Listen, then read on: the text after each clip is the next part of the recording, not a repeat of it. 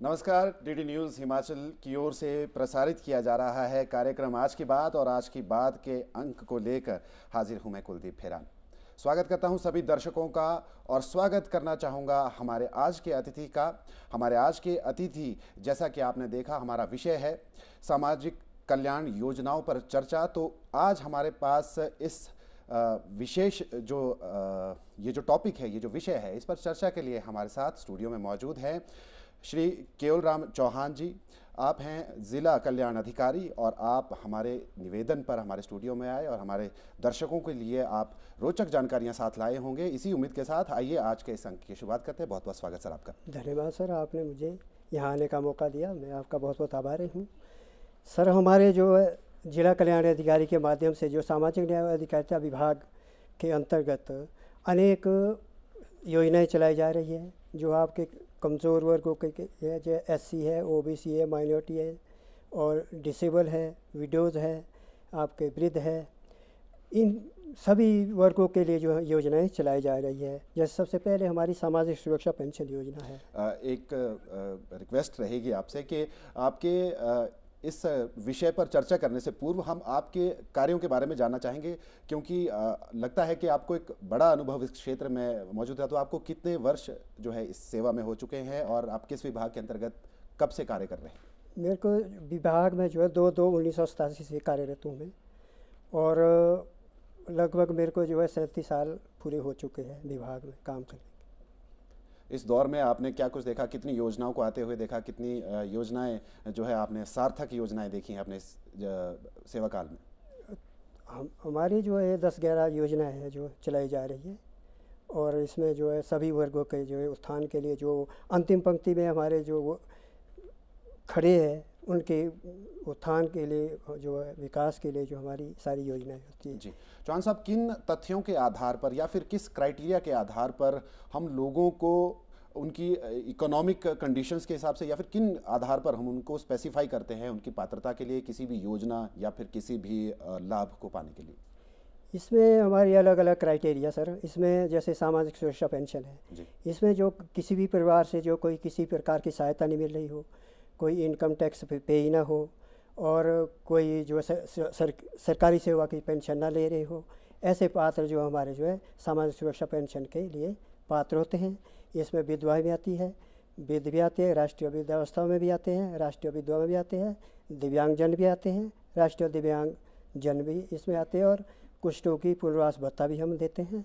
और ये 3-4 किस्म की जो हमारी सामाजिक सुरक्षा पेंशन है। जी, सामाजिक सुरक्षा पेंशन की अगर हम बात कर रहे हैं तो इसके लिए क्या पात्रता है, क्या उम्र की सीमा, आय की सीमा, ये सब निर्धारित कौन करता है? इसमें सर अलग अलग है। ये जो हम पंचायत से रिकॉर्ड लेके, जो जैसे आपके 60 साल से ऊपर वृद्ध अवस्था की आती है, विडो जो है आपकी इससे नीचे जो है 18 से 59 साल की कोई विडो हो, उनकी जो है इसमें पात्रता जो है पंचायत लेवल पे सर्टिफिकेट वगैरह दे के, जो विडो हुई, डेथ हुई उनके पति की, जो है वहाँ से हम ये डॉक्यूमेंट लेते हैं, और तहसील कल्याण अधिकारी से के माध्यम से हमारे जो फील्ड में है वो उनका सत्यापन करते हैं। जी, तो सामाजिक सुरक्षा पेंशन में कितना वित्तीय लाभ दिया जाता है, क्या कुछ इसके? इसमें सर अलग अलग है। एक तो जैसे विधवा है, विधवा आपकी जो 18 से 59 साल की विधवाएँ हैं, उनको जो हम 1500 रुपये मासिक सामाजिक सुरक्षा पेंशन दे रहे हैं, और जो 60 साल से ऊपर के जो 69 वर्ष तक के जो वृद्ध है, उनको जो हम 1000 रुपया सामाजिक सुरक्षा पेंशन दे रहे हैं। लेकिन जो महिलाएं इसमें, उनको हम 1500 रुपये ही दे रहे हैं। लेकिन जो आपके 70 साल से ऊपर के वृद्ध है, चाहे महिला है चाहे पुरुष है, उनको 1700 रुपये मासिक पेंशन प्रदान कर रहे हैं। ये जो आप मासिक किस्तों की अगर हम बात करें, तो ये किस्तें क्या एक साथ या समयबद्ध तरीके से हर महीने दी जाती है, या किस तरह से दी जाती है? त्रैमासिक आधार पर देते हैं हम इनको। त्रैमासिक आधार पर दी जाती है। जी, तो क्या आने वाले समय में आपको नहीं लगता ये मौजूदा समय में ये 1500 रुपये कम है? ये पहले तो इससे भी कम थे, 1150 महिलाओं को मिलते थे। कि अब महिलाएं तो जो भी कैटेगरी है, किसी भी पेंशन में आ रही है, उनको तो 1500 किए हुए सारे। महिलाओं हो सकता आगे बढ़ेंगे, ऐसा नहीं है जी। अच्छा, इसके अलावा दूसरी योजना कौन कौन सी हैं जो जिन पर चर्चा की जा सकती है? दूसरी योजना सर हमारी है इंदिरा गांधी प्यारी बहना, जो आप अभी लॉन्च हुई है।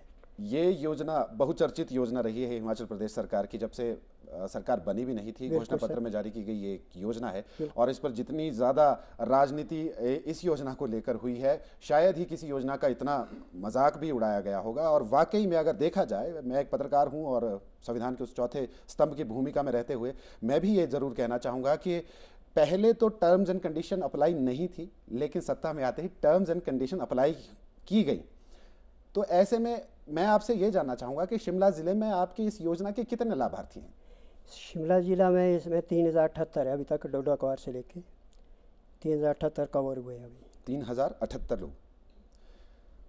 इन लोगों को किस आधार पर पैसे दिए जा रहे हैं और कब कब इसका भुगतान किया जा रहा है? इसमें सर जो शिमला ज़िला के जो बाकी 12 तहसीलों में, इसमें तो 2569 केस हमारे सैंक्शन हुए हैं और इनको जो है 4/2024 से 6/2024 मतलब 1 क्वार्टर का पैसा इनको हमने दिया है। लेकिन जो डोडा क्वार में इंटीरियर एरिया में है, वहाँ पर हमारी विभाग ने जो है वहाँ पर जो है पूरे 12 महीने की जो, क्योंकि वहाँ तो आपका 6 महीने के बाद पेंशन भी जाती है, तो इसलिए वहाँ पर पूरे 12 महीने के लिए जो है 509 मामलों को जो स्वीकृति प्रदान की और उनको वितरित भी कर दिए गए पैसे डोडा क्वार क्षेत्र के लिए, जो कि दुर्गम और दुर्गामी क्षेत्र है। बिल्कुल ये बढ़िया कदम था अगर डोडा क्वार के लिहाज से देखा जाए। लेकिन अगर हम बात करें इस योजना की, तो इसकी जो टर्म्स एंड कंडीशन है, यानी कि इसके लिए जो पात्रता है, वो एक बहुत बड़ा विषय है और मैं चाहता हूं कि दर्शकों को इस बारे में आपके माध्यम से जरूर पता चले कि तो इस योजना के तहत पात्रता के लिए एक लंबी चौड़ी नोटिफिकेशन निकाली गई थी बाकायदा कुछ महीनों पहले। तो आप बता सकते हैं कि ये पात्रता क्या है और किन किन लोगों को ही इस योजना का लाभ मिलेगा? इसमें सर परिवार से जो भी सदस्य जो है किसी भी प्रकार का लाभ नहीं ले रहे हैं, जैसे आपका सर्विस सेवा का लाभ और आपका किसी भी उसमें है, चाहे वो आपका मिड डे मील वर्कर है, आंगनवाड़ी हेल्पर या वर्कर है, या आपका ये दूसरे जो मल्टीटास्क वर्कर वगैरह है, ये किसी भी प्रकार की सरकार की सेवा ले रहे हो, ऑनरेरियम किसी प्रकार का मिल रहा हो, वो इससे बाहर किए गए हैं। जो इस श्रेणी में नहीं आते हैं उन्हीं को हमने पात्र बनाया है। क्या विशेषकर महिलाओं को ही तरजीह दिए जाने की बात है इस योजना के माध्यम से, या फिर ये भी देखा जा रहा है कि जिन परिवारों के पुरुष काम कर रहे हैं, पैसा कमा रहे हैं, उनके परिवारों की महिलाओं को भी इस योजना का लाभ मिलेगा? इसमें जो भी किसी भी सरकारी सेवा में जो प्राइवेट काम कर रहे हैं इसमें इसमें नहीं आएंगे। जो प्राइवेट धंधा है, रोज अपने दुकान है, शॉप है कोई, वो इसमें जो कवर उसमें आएंगे, वो पात्रता हैं, वो पात्र रहेंगे जो अपना काम कर रहे हैं निजी कार्यों में हैं। सरकारी सेवा का कोई काम नहीं, सिर्फ सरकारी सेवाओं से जुड़ा हुआ व्यक्ति, उनके घर की महिलाओं सामाजिक सुरक्षा पेंशन से भी बाहर होना चाहिए। सामाजिक सुरक्षा पेंशन से भी वो बाहर होना चाहिए, ये भी एक क्राइटेरिया रहेगा। बिल्कुल। तो अब तक इस योजना के हिमाचल प्रदेश में कितने लाभार्थी हैं और आने वाले समय में क्या उम्मीद जताई जा रही है? क्योंकि पहले तो कहा जा रहा था कि हर महिला को 1500 मिलेंगे, लेकिन आज के संदर्भ में बात कुछ और है। बजट एक बहुत बड़ी बिल्कुल स्वीकृति उसको मिलना बजट के और फाइनेंस डिवीजन की ओर से, तो वो एक बहुत बड़ा चैलेंज था। लेकिन अभी कितने हमारे पास इसके लाभार्थी हैं, कितने पात्र लोग हैं? इसमें हमने जो 3078 सैंक्शन कर दिए हैं अभी, बाकी जो हमारे पास 82,000 प्लस हमारे पास जो है वेरिफिकेशन के लिए पंचायतों को भेजे गए हैं केसेस, जो जिला शिमला की बात कर रहा हूं। लगभग आप कह रहे हैं कि 82 या 85 हज़ार के आसपास आवेदन आए हैं पूरे हिमाचल से। हाँ जी, सिर्फ शिमला की बात कर रहा हूँ, जिला शिमला से। हाँ जी, वो पंचायतों को वेरिफिकेशन के लिए हमने भेजी है, वो ग्राम सभा वगैरह पास होके आएंगे। तो जी, तो यानी इन सभी तथ्यों और पहलुओं की जांच तरीके से इनका भी कर दिया जाएगा। पंचायत समितियां इसका ब्यौरा अपने पास रखेंगी कि किसे देना किसे नहीं है। जी जी बिल्कुल, ये पात्रता तय करने का पंचायती राज संस्थाओं को ही जिम्मा दिया गया है। बिल्कुल जी बिल्कुल। चलिए इस योजना को छोड़िए, अगली योजना पे बात करें। अगली योजना है हमारी सर स्वर्ण जयंती आश्रय योजना। ये जो है अनुसूचित जाति, अन्य पिछड़ा वर्ग एवं अल्पसंख्यकों की जो कैटेगरी है, इनको जो है हम जो है 1.5 लाख रुपया स्वीकृत करते हैं स्वर्ण जयंती आश्रय योजना के अंतर्गत मकान बनाने के लिए, नए मकान निर्माण के लिए जी। इसमें क्राइटेरिया यही है कि उसके नाम से ज़मीन होनी चाहिए जो प्रार्थी है, और उसके जो है कोई भी किसी प्रकार का लोन नहीं होना चाहिए, और मकान जो है किसी भी बिल्कुल बुर्द अवस्था में होना चाहिए, और इसमें जो है 50,000 की इनकम होनी चाहिए वार्षिक आय का इसमें क्राइटेरिया है जी। बाकी आपका पर्चा तथ्य वगैरह लगेगा, परिवार रजिस्ट्री की नकल लगेगी, मकान का फ़ोटो लगेगा, और इत्यादि आपका कास्ट का सर्टिफिकेट हो गया, और दूसरा आपका बोनाफाइड का हो गया, और ये चीज़ें जो सारी इसमें। तो ये जो योजना है, ये जो पात्रता आपने कही और ये जो सभी दस्तावेज़ हैं जो उसके लिए अनिवार्य किए गए हैं, ये दस्तावेज़ किस चैनल के माध्यम से आप तक पहुंचते हैं? पंचायती राज संस्थाएं हमारे तक ये जो है हमारे जो तहसील कल्याण अधिकारी इसकी वेरिफिकेशन करके वहाँ से जो है प्रायोरिटी बना के देते हैं। मेरा सवाल है कि ये जो पात्र लोग हैं ये अपने दस्तावेज किसे देंगे? ये वहाँ तहसील कल्याण अधिकारी, तहसील कल्याण अधिकारी हर को ये अपने तहसील दस्तावेज वाले देंगे। तहसील कल्याण अधिकारी हैं, उनके माध्यम से आते हैं। बहुत बढ़िया। तो अब तक इस योजना के माध्यम से कितने घरों को बनाया गया है? अब तक इस साल तो हमारे जो 33 हुए हैं अभी, क्योंकि चला हुआ अभी तो 3-4 महीने है अभी, अगले वर्ष के लिए 33 लोगों को हमने अभी पास किया है। हमारी जो जिला कल्याण समिति की बैठक होने वाली है और उसमें हमारी जैसे अप्रूवल होती है पूरे साल की हमारी, तो हम जो सारे सैंक्शन कर लेंगे। इसमें 200 कुछ के टारगेट हो जाएगा। अनुदान कितना दिया जाता है? कितनी ग्रांट दी जाती है? इसमें 1.5 लाख। 1.5 लाख रुपए। तो ये ठीक 1.5 लाख, ये वही 1.5 लाख भी कहे हैं, मतलब अगर केंद्रीय योजना की हम बात करें तो पीएम आवास योजना है उसमें भी 1.5 लाख रुपए का ही प्रावधान है, और राज्य की जो योजना है उसमें भी 1.5 लाख रुपए का ही प्रावधान है। 1.5 लाख जी। इसके अलावा और कौन कौन सी योजनाएं हैं जिसे संचालित किया जाता है? इसके अंतर्गत है अनुवर्ती कार्यक्रम। इसमें हम अनुसूचित जाति और माइनॉरिटी अन्य पिछड़ा वर्ग के जो लाभार्थी हैं उनके लिए जो हम जो है एक सिलाई मशीन के रूप में देते हैं। इसमें 1800 सैंक्शन करते हैं, बाकी इससे ऊपर का अगर रेट कॉन्ट्रैक्ट ज़्यादा हो तो वो बेनिफिशरी देते हैं। इसके लिए 50,000 पर ईयर इनकम होनी चाहिए। जी, ये भी खास तौर पर महिलाओं के लिए ही है? अनुसूचित जाति और ओबीसी के लिए। महिलाओं या पुरुष दोनों के लिए? दोनों के लिए। दोनों के लिए, दोनों कवर हो सकते हैं। जी। फिर अगली है हमारी राष्ट्रीय परिवार सहायता योजना। राष्ट्रीय परिवार सहायता योजना में जो है हमारे 18 से 59 साल के जो बीपीएल के परिवार के कोई अकस्मात मृत्यु हो जाती है उनके परिवार को जो है 20,000 रुपये हम जो है प्रोत्साहन राशि के रूप में प्रदान करते हैं। सिविल सेवा प्रारंभिक परीक्षा, इसमें सर हमारे पास ऐसे युवा है जिन्होंने प्रीलिमिनरी टेस्ट पास की होती है सिविल सेवा परीक्षा के, उनको जो है हम जो कोचिंग के लिए जो मेन पेपर होना है उसके लिए कोचिंग के लिए हम जो है 30,000 रुपये देते हैं। कोचिंग के लिए 30,000 रुपये महीना? 30,000 रुपया सिर्फ कोचिंग के लिए, वन टाइम ही हो। तो अब तक इस योजना के जो कोचिंग के जो सेंटर होंगे, क्या ये निजी कोचिंग सेंटर भी होंगे या केवल निजी होंगे? जो गवर्नमेंट एथोराइज होंगे उनसे ही करेंगे जी। तो अब तक इस योजना के कितने लाभार्थी हैं? अभी तक सर इस साल हमारे पास तो कर अभी आए, ये अभी केस आए, पहले तो नहीं आए, कोई 6 केस भेजे हमने, अभी सैंक्शन होने हैं बाकी। हाँ, भेजे हमने। यानी कि इस योजना का कोई पात्र लाभार्थी अभी भूमिगत स्तर पर मौजूद नहीं है, ये अभी प्रस्तावित है। योजना अच्छी है अगर देखा जाए। कोचिंग सेंटर्स में बहुत सारे बच्चे जाते हैं, लेकिन जिस हिसाब से एक बड़ी जनसंख्या, एक बड़ा तबका कॉम्पिटिटिव एग्जामिनेशंस की तैयारी कर रहा है, उस हिसाब से मुझे नहीं लगता कि सभी लोग इस कैटेगरी में फिट बैठ पाएंगे। ऐसा मेरा मानना है, ऐसा मेरा सुझाव है, क्योंकि कोचिंग एक बहुत बड़ा टर्म है और प्रतियोगी परीक्षाएं भी बहुत सारी हैं और बहुत सारे युवा, बहुत बड़ी संख्या में युवा इन तैयारियों में लगे रहते हैं। तो निश्चित रूप से ये 30,000 रुपये मददगार साबित हो सकते हैं, लेकिन इस ग्राउंड लेवल पर इस योजना का पहुंचना भी बाकी है। तो अगली योजना की बात करते हैं। इसमें सर दूसरी हमारी योजना है अंतर्जातीय विवाह पुरस्कार योजना। इसमें जो आपके सामान्य जाति के युवक या युवतियाँ अन्य ऐसी अनुसूचित जाति के युवक या युवती से शादी करते हैं, उसमें जो हम पुरस्कार के रूप में 50,000 रुपया प्रोत्साहन राशि प्रदान करते हैं। तो क्या ऐसे मामले आपके पास आते रहते हैं? इस योजना को कितना? इसमें हमारे पास आते रहते हैं, काफ़ी आते हैं। तो अभी के दौर में इस आपने कहा कि त्रैमासिक आधार पर जैसे होती है तो काउंटिंग होती है, तो अभी इस साल का आंकड़ा क्या है? कितने ऐसे विवाह हुए हैं और कितनी ही राशि? इसमें सर कम से कम हमारे पास 14-15 मामले सैंक्शन हो चुके हैं जी इस साल अभी तक। अंतर्जातीय विवाह के सर इसमें कोई ज़्यादा क्राइटेरिया नहीं है, ना कोई इनकम का क्राइटेरिया है। इसमें सीधा होना चाहिए मैरिज रजिस्ट्रेशन सर्टिफिकेट हो गया, कास्ट सर्टिफिकेट हो गया, बोनाफाइड हो गया, हिमाचल के स्थायी निवासी होने चाहिए जी, यही इसके लिए क्राइटेरिया जी। फिर है सर हमारा दिव्यांग जन विवाह, के लिए हमारे जो प्रोत्साहन राशि दी जाती है। इसमें जो व्यक्ति सामान्य व्यक्ति, मतलब सामान्य मीन जो ठीक आदमी व्यक्ति होगा, जो आपका दिव्यांगजन से लड़का लड़की से शादी करता है, उसको जो प्रोत्साहन के रूप में जो है राशि प्रदान की जाती है।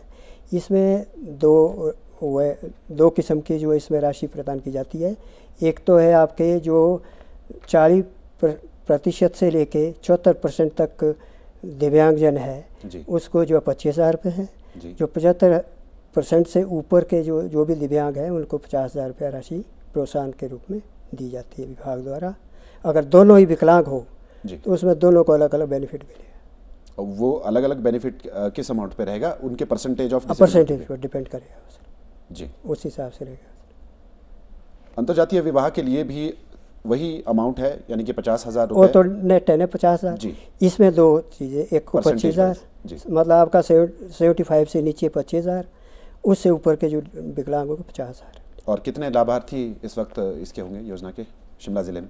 इस टाइम मतलब इस साल के जो लाभार्थी है वो इतने ही है, 12-13 लाभार्थी हमारे कवर हुए अभी जो शुरू हुए। इसमें ओकेजनली है, जैसे मैरिज हो जाती है वैसे आ जाते केस। ये है। इसके अलावा शिक्षा से जुड़ी कोई योजनाएं हो या फिर छोटे बच्चों से जुड़ी हुई कोई योजनाएं हो, उसके बारे में क्या कुछ आपके पास है? इसमें सर हमारे एक कंप्यूटर एप्लीकेशन है जी। इसमें जो है SC ST OBC के जो बच्चे हैं वो जो है उनको हम जो है कंप्यूटर ट्रेनिंग देते हैं, PG DCA DCA वगैरह के लिए, जो हमारे जो CDEC और नाइलेट के माध्यम से देते हैं उनको। और उसमें जो है हमारे उनको जो हम कौशल विकास निगम से जो 1,000 रुपया पर इसमें देता है 1 साल के लिए। उसके बाद हम जो वो उनको प्लेसमेंट करते हैं ऑफिसों के लिए, काम सीखने के लिए 6 महीने के लिए। उसमें जो हम उनको जो है 1,500 रुपये स्टाइफंड वो विभाग देता है अपनी तरफ से। और उसके बाद उसमें जो 6 महीने का एक्सपीरियंस भी आ जाता है ताकि आगे गवर्नमेंट जॉब के लिए उनकी प्लेसमेंट हो जाए जी। ये जी चौहान साहब, अगर देखा जाए तो वर्तमान दौर आधुनिक तकनीकों का दौर है। नए नए डिजिटल उपकरण, डिजिटल सेवाएं आए दिन ईजाद की जा रही हैं। जब से ऑनलाइन ट्रांजैक्शंस का प्रचलन बढ़ा है देश में, प्रदेश में, तो क्या लोगों को जो डायरेक्ट बेनिफिट है वो मिलने में, उसको अप्लाई करने में, उसको इम्प्लीमेंट करने में आपके विभाग और आपको सहायता मिली है या नहीं? उससे बहुत फ़ायदा हुआ हमारे को। डायरेक्ट जो बेनिफिट जा रहा है सीधे अकाउंट में सारा है, जो भी हमारी स्कीमें हैं सीधे अकाउंट में जा रहा है। इससे जो है डायरेक्ट बेनिफिशियरी कोई मीडिया पेमेंट कोई नहीं होती, ना पंचायतों के थ्रू, हमारा तो सिर्फ जो भी बेनिफिशियरी सीधा डायरेक्ट पेमेंट उनके अकाउंट में जाती है। जी, आपके विभाग के अंतर्गत अगर देखा जाए तो क्या सिर्फ जो राज्य स्तर की जो योजनाएं हैं, राज्य सरकारों की योजना है, उनको ही इम्प्लीमेंट किया जा रहा है या फिर केंद्रीय योजनाएं भी आपके पोर्टफोलियो में? केंद्रीय योजना भी है इसमें। देखो आपकी राष्ट्रीय वृद्धावस्था पेंशन है वो केंद्र का उसमें शेयर आता है। आपका राष्ट्रीय वृद्धा पेंशन का उसमें भी केंद्रीय भाग होता है। और आपका राष्ट्रीय दिव्यांगजन पेंशन है उसमें भी केंद्रीय का भाग है। राष्ट्रीय परिवार सहायता है, ये भी केंद्रीय योजना तो से ये किस रेशो, किस प्रोपोर्शनेट के हिसाब से इसमें सर थोड़ा भाग, बाकी मैक्सिमम स्टेट का होता है जी। इसमें कोई थोड़ा सा 2-2, 4-4, 500 जो है गवर्नमेंट ऑफ इंडिया से आते हैं अलग अलग इसमें। बाकी एक है सर हमारे जो बच्चों से संबंधित है दिव्यांगजन छात्रवृत्ति योजना है जी। इसमें जो है 1800, इसमें हम 625 रुपये से स्टार्टिंग से लेके हम इसमें स्कॉलरशिप देते हैं। इसमें बिना किसी उसके आय उसके सीमा के जो हम इसको देते हैं। जो परमानेंट 40% एबव डिसेबल बच्चा होगा उसको पूरी जो आगे ट्रेनिंग तक जो है हम हर क्लास है वो बढ़ता जाएगा आगे। जैसे आपके सेक्शन वाइज प्राइमरी में 625 हो गया, उसके बाद 750 हो गया, मिडल में उससे आपका 1250, 950, वैसे ऐसे बढ़ता जाता है। चाहे वो ट्रेनिंग कर रहा है तब तक जो हम इसको देते हैं दिव्यांगजन छात्र जो जी। ये हमारी सारी योजना है सर। इसके अलावा सर मैं ये भी जानना चाहूँगा कि प्रदेश की अगर हम बात करें तो बड़ा तबका जो है किसानों का तबका है, बागवानों का तबका है, ऐसे लोग हैं जो दिहाड़ी मजदूरी भी कर रहे हैं। तो ऐसे लोगों के लिए, कामगारों के लिए विशेष करके मैं कहना चाहूँगा, कामगारों के लिए भी किस तरह की योजना आपके विभाग के द्वारा चलाई जाती? देखो कामगारों के लिए तो हमारे विभाग से नहीं, क्योंकि इसके लिए अलग कल्याण वो कामगार कल्याण बोर्ड वो अलग है, उन्होंने स्कीमें चलाई है अलग से, सिर्फ हमारे अलग है इससे अलग से। जी सर। इसके अलावा अगर कोई भी व्यक्ति, कोई भी आम व्यक्ति या युवा इन योजनाओं के बारे में गहनता से जानना चाहे या अपनी पात्रता के बारे में समझना समझाना चाहे तो वो किससे संपर्क करे, कहाँ जाए और किससे बात करे? इसमें सर हमारे तहसील लेवल पर तहसील कल्याण अधिकारी कार्यालय है, वहाँ पर तहसील अधिकारी बैठते हैं, उनसे वो किसी प्रकार की जानकारी ले सकते हैं। बाकी हमारे को जो हमारा जो फ़ोन नंबर होता है डिस्ट्रिक्ट वेलफेयर ऑफिसर का, हम फ़ोन पे उन पे जानकारी देते हैं। किसी की पेंशन रुकी है तो सीधा मैंने नंबर दिया होता है कि मेरे नंबर पे बात करें, मैं इमीडिएट उनको जो है व्हाट्सएप से या उसी टाइम फ़ोन से जो है मैं किसी भी क्षेत्र में, चाहे डोडा क्वार में चाहे कुपुई में, मैं जो उनको पूरी जानकारी देता हूँ। तब तक मैं उनको, क्योंकि जब तक वो संतुष्ट नहीं है तो तब तक हमारा कोई, ये हमारा सौभाग्य है कि हम इस विभाग में अपॉइंट हुए हैं। ये सबसे बड़ी बात है कि हमारा ये एक वो बनता है, हमारे को जो एक जॉब से ज़्यादा बढ़ करके काम करना होता है। तो क्या कारण रहते हैं सर कि कई बार पेंशन जो है लोगों तक नहीं पहुंच पाती है, तो इसके क्या कारण रहते हैं? इसमें सर कई बार ऐसा होता है कि अकाउंट में कोई वेरिएशन आ जाती है, अकाउंट में कोई प्रॉब्लम आ जाती है, कोई अकाउंट या मिस्टेक हो जाती है कई बार ना, तो उसको जो है हम जो है रेक्टिफाई करके उनसे कॉपी लेके व्हाट्सएप से हम मंगा देते हैं, उसी टाइम हम उसको रेक्टिफाई करवा के फिर उसकी पेंशन चालू करते हैं। ये प्रॉब्लम आती है। जो वृद्धावस्था पेंशन है, वृद्धावस्था पेंशन आपने कहा 70 वर्ष से अधिक आयु वर्ग को दी जाती है। हाँ, 1700 रुपये। 1700 रुपये। अगर मान लीजिए कोई व्यक्ति 100 साल या उसके आसपास या उससे ऊपर की आयु का है तो उसके लिए क्या कोई विशेष प्रावधान? नहीं सर, यही है हमारा जो 70 साल से ऊपर वही 1700 रुपये मासिक पेंशन है, अभी तक यही दे रही है। जी बिल्कुल। और इसके अलावा जो है कोई वेबसाइट या फिर ऐसा कोई हेल्पलाइन नंबर आप जारी करना चाहे हमारे दर्शकों की सुविधा के लिए, ताकि वो इस विषय पर या फिर इससे जुड़े उनकी जो समस्याएं होगी उस पर जो है वो सवाल जवाब आपसे ले सकें, पूछ सकें, उनकी मदद हो सके, इसके बारे में कुछ बताएं हमारे दर्शकों? इसमें सर करेंगे हम प्रोविजन ना, कोई हेल्पलाइन के लिए जो स्कीमों के लिए, सारी स्कीमों के लिए अलग अलग जो हेल्पलाइन होंगे उसके लिए हम कोशिश करेंगे कि जल्द ही हमारे डिपार्टमेंट से। ये जो योजनाएं हैं अभी जिन पर इतनी चर्चा हुई है, इन योजनाओं को प्रमोट करने के लिए विभाग क्या कर रहा है? विभाग इसमें काफ़ी कोशिश कर रहा है सर। इसमें नए से नए जिस तरह से जो है जितनी ज़्यादा सुविधाएं मिल सके लाभार्थियों को, जितने ज़्यादा आपके जो अंतिम पंक्ति में खड़ा है उनको जो है विशेष सहायता दी जाए। बाकी हमारे पास एक स्टाफ की समस्या रहती है क्योंकि हमारे पास TW है, मैक्सिमम हमारे जो खाली है पोस्टें पूरे, इसमें जो है हमारे पास क्लरिकल पोस्ट कम है, आउटसोर्स रखे हैं कुछ बच्चे, उनके माध्यम से चल रहा है। यानी कि स्टाफ की कमी भी एक समस्या है, इन सब दायित्वों को पूरा। बाकी हम अवेयरनेस वगैरह करते हैं, कैंप को करते हैं, जिससे जो है लोगों को जानकारी देते हैं, पूरी स्कीमों की हम जानकारी देते हैं फील्ड में जाकर। जी, तो केवलराम चौहान जी, बहुत बहुत धन्यवाद आपका इस तमाम जानकारी के लिए। आप अपना बेशकीमती समय लेकर हमारे आग्रह पर हमारे स्टूडियो में आए और हमारे दर्शकों से ये रोचक और दिलचस्प जानकारी साझा की, इसके लिए एक बार फिर तहे दिल से आपका बहुत बहुत धन्यवाद। तो दोस्तों, दर्शकों, ये था हमारा आज की बात कार्यक्रम का आज का अंक। उम्मीद है कि आपको बहुत कुछ जानने और समझने को मिला होगा और शीघ्र ही एक नए विषय के साथ और एक नए विशेषज्ञ के साथ आपके समक्ष फिर प्रस्तुत होंगे। तब तक के लिए दीजिए इजाज़त। नमस्कार।